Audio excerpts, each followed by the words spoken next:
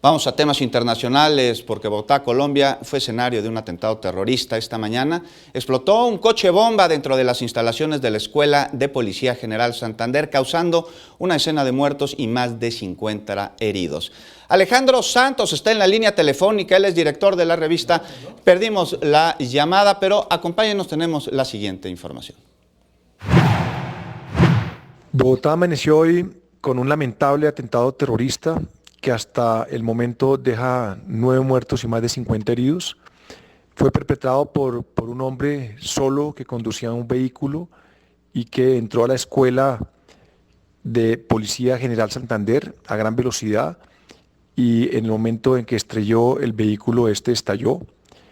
Y lo que se puede establecer en este momento es que esta persona, un individuo de 56 años, tiene vínculos con una región de Colombia, en particular el departamento de Arauca, en el oriente del país, donde hay una fuerte presencia de la guerrilla del ELN.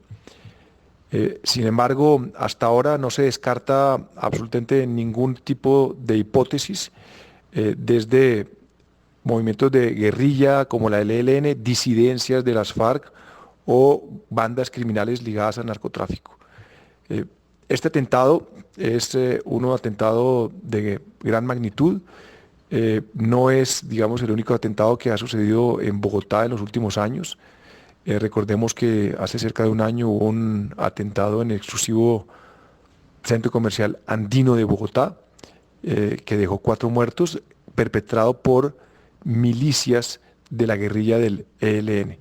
Así que hasta ahora no hay claridad, pero digamos que yo creo que, dada la identificación del individuo y el contexto de lo que ha sucedido con estos atentados en los últimos años en Bogotá, habrá rápidamente respuestas y claridad sobre quién pudo haber estado detrás.